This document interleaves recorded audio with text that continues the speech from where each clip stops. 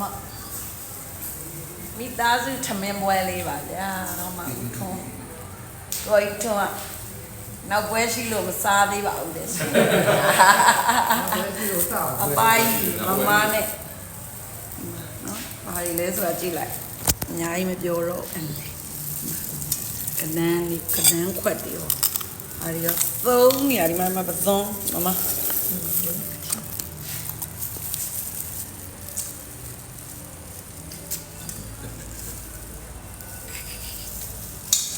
စားမယ်ဝမ်းမယ်ညစာ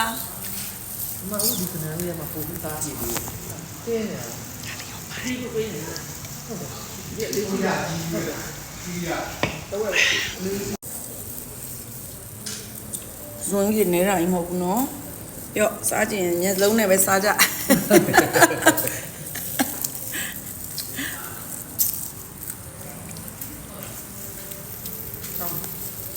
ားကြည့်လားတော်ကောင်းတယ်နော်အရင်က